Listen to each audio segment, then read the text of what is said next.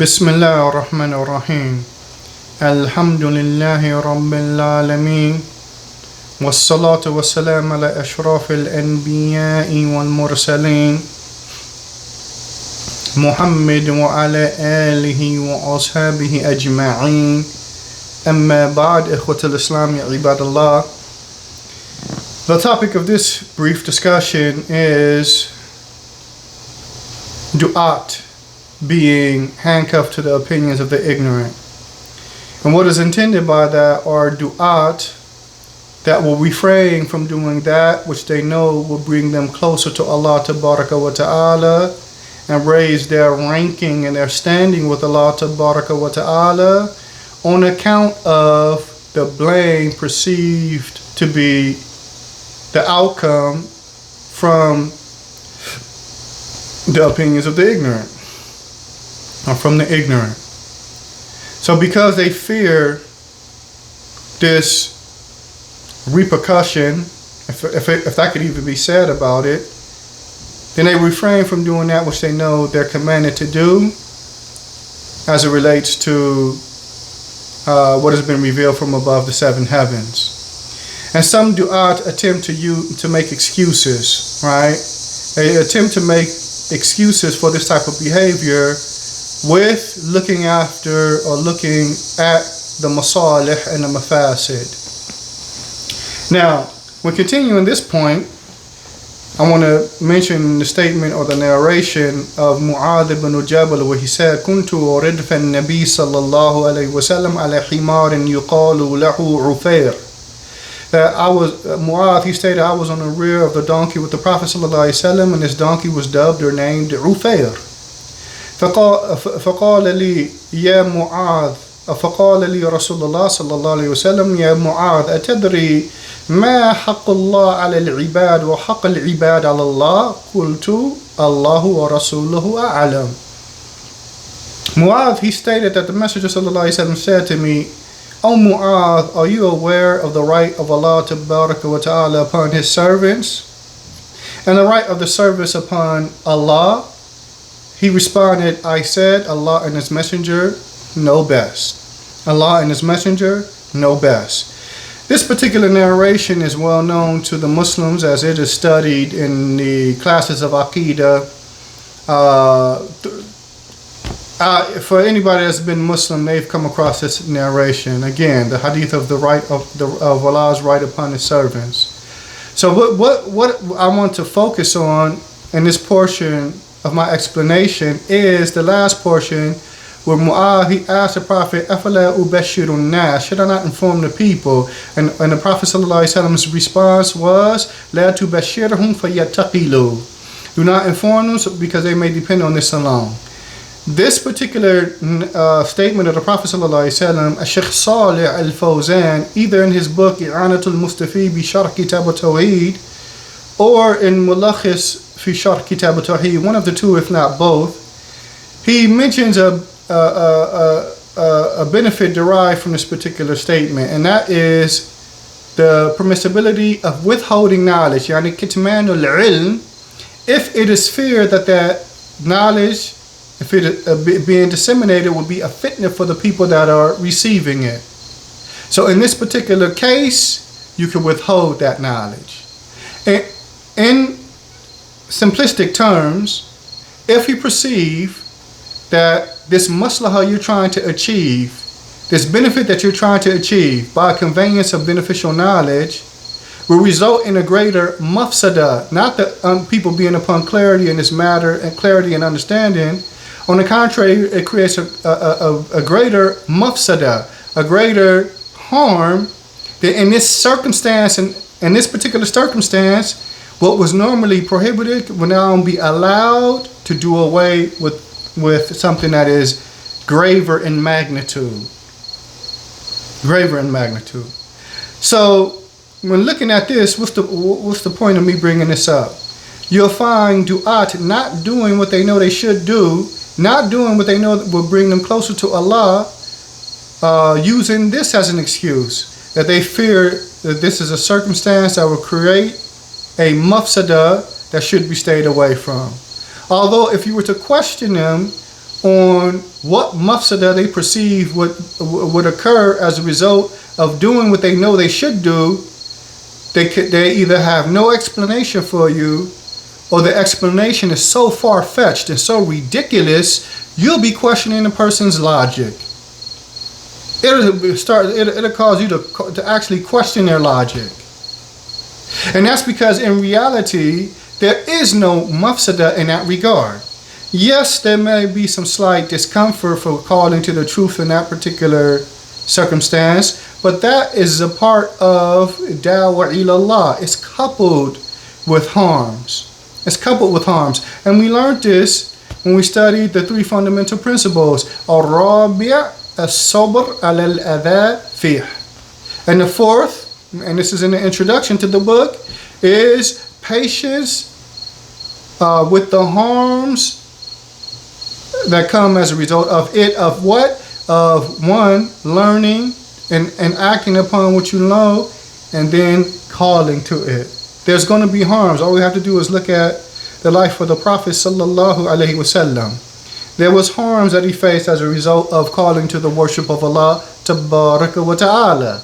However, these harms don't reach the level or the magnitude that will now cause a person to refrain from doing that which he knows Allah tabaraka wa ta'ala has made binding upon him to do. Ala sabili mithal. And from the perspective of an example, we have certain personalities, their hukum without a doubt is that they're upon the way or the methodology of the Salaf, their athari and their creed and their minhaj.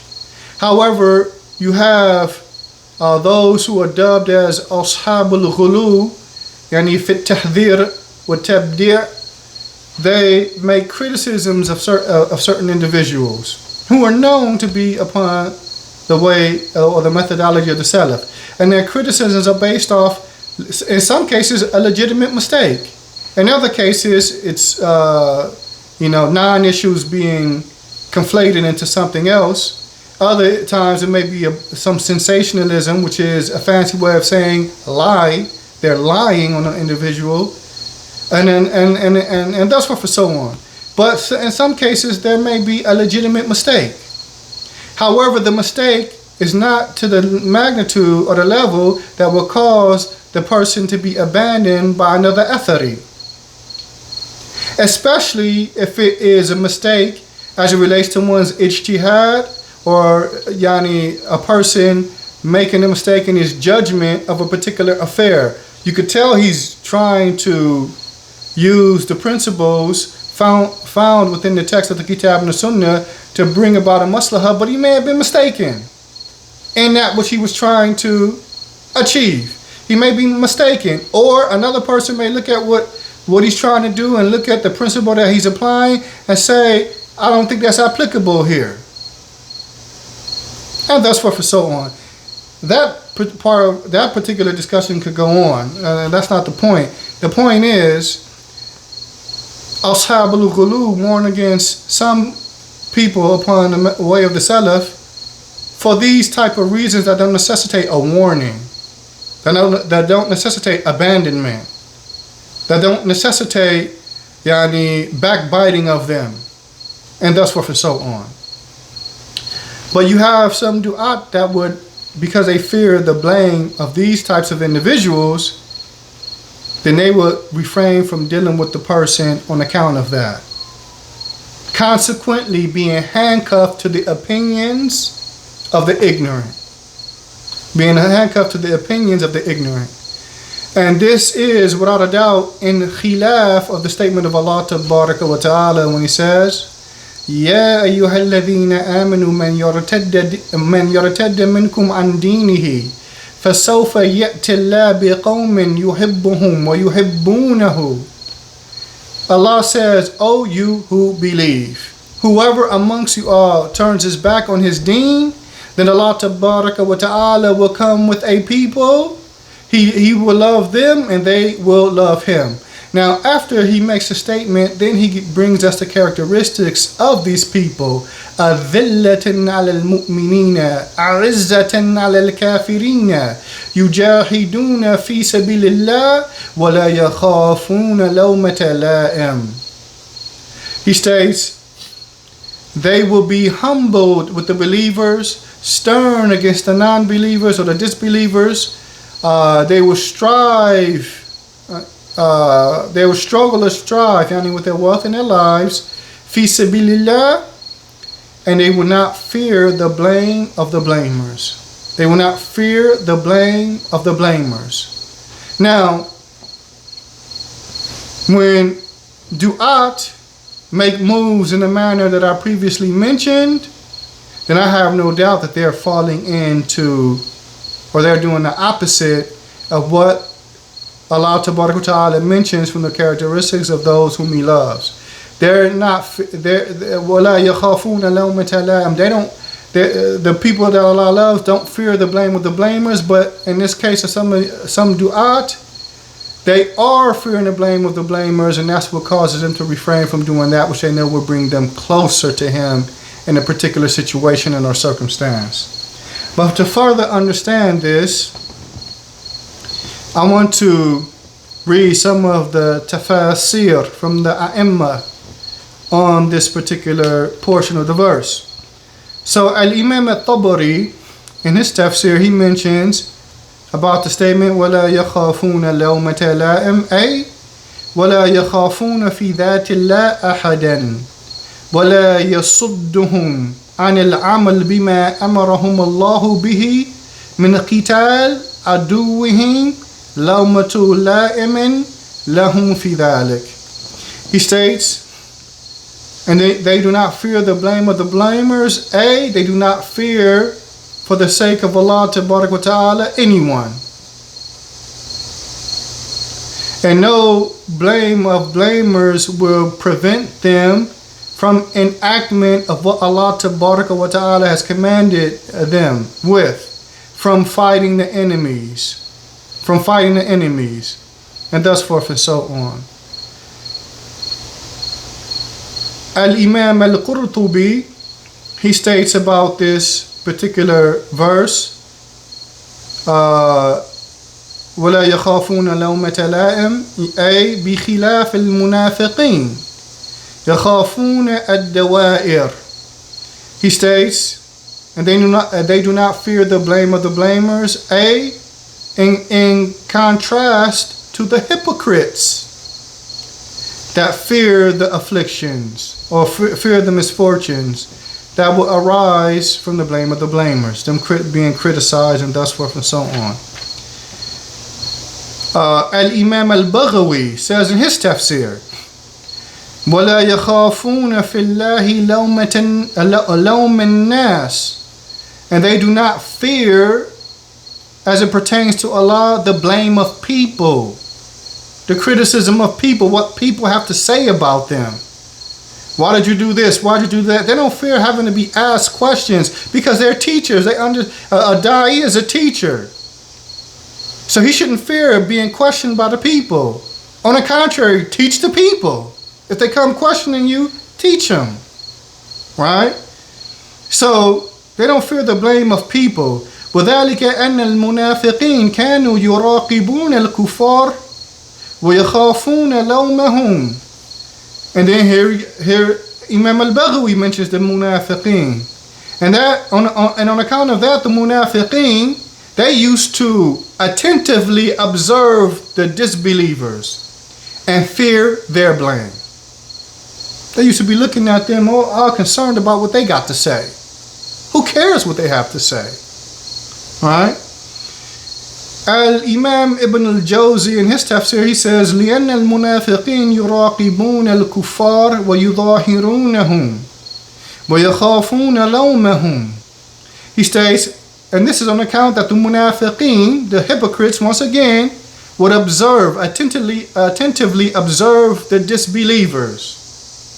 And they would assist them, and they fear their blame. Now keep in mind, this isn't a fear of violence from them. None of these are actually stating that. What they're stating is they feared the blame that would come from them. They feared the blame that would come from them. And he continues, so Allah Tabaraka wa Ta'ala notified, فَأَعْلَمَ اللَّهُ عَزَّ وَجَلَّ أَنَّ الصَّحِيحَ الْإِيمَانِ لَا يَخَافُ فِي اللَّهِ لَوْمَةَ لَائِمٍ. So Allah makes notification, Azza wa Jal, that the sound faith is one who does not fear for Allah's sake the blame of blamers. People that will just criticize for the sake of criticizing. And as Shaykh Abdul Rahman ibn Nasr al-Sa'di in his tafsir, he says, بَلْ يُقَدِّمُونَ رِضَاءَ رَبِّهِمْ وَالْخَوْفِ مِنْ لَوْمِهِ عَلَى لَوْمِ الْمَخْلُقِينَ. He states, on the contrary, about this verse, he states, on the contrary, those who Allah loves and they love Him, they put forward the pleasure of their Lord and the fear from His blame over the blame of the creation. وَهَذَا يَدُلُّ عَلَى قُوَّةِ هِمَمِهِمْ وَعَزَائِمِهِمْ. And this is an indication of the strength of their determination and resolution or resolve. فَإِنَّ ضَعِيفَ الْقَلْبِ ضَعِيفُ الْهِمَّةِ. For undoubtedly, the weakness of the heart is weakness in its determination or resolve. And it diminishes one's resolve during or as relates to the blame of blamers. وَتَفْتِرُ قُوَّتَهُ عِنْدَ عَذْلِ الْعَاذِلِينَ. And as a result, his strength, it diminishes or it abates on the occasion of blame coming from blamers. وَفِي قُلُوبِهِمْ تَعَبُّدُ لِغَيْرِ اللَّهِ. And in his heart there is some devotion, worship like devotion to other than Allah. بِحَسَبِ مَا فِيهَا مِنْ مُرَاعَاتِ الْخَلْقِ وَتَقْدِيمِ رِضَاهُمْ وَلَوْمِهِمْ عَلَى أَمْرِ اللَّهِ. And he states, in his heart there is some worship like devotion to other than Allah in accordance with what is within it, from concern for the creation, and they're putting forward of their pleasure and their blame over the command of Allah Tabaraka wa Ta'ala. فَلَا يُسَلِّمُ الْقَلْبِ مِنَ التَّعَبُّدِ لِغَيْرِ اللَّهِ حَتَّى لَا يَخَافَ فِي اللَّهِ لَوْمَةَ لَائِمٍ. And then he states, and the heart will not be free from this ta'abbud to other than Allah until he does not fear, for the sake of Allah, the blame of a blamer, the criticism of a criticizer, the rebuke of a rebuker, and thus forth and so on. And thus forth and so on. So one of the problems as it relates to the dawah we're seeing today is that in certain cases you'll find du'at falling into this, using as an excuse a mafsada. But a mafsada is clearly defined a certain way by the people of knowledge, and in reality, that which they're claiming that they fear will occur, they can't even articulate. And if they do articulate something, like I stated previously, they articulate something outlandish and far-fetched. And as a result, certain problems persist because some du'at in the dawah field are too weak to deal with this stuff. And Allah Tabaraka wa Ta'ala knows best.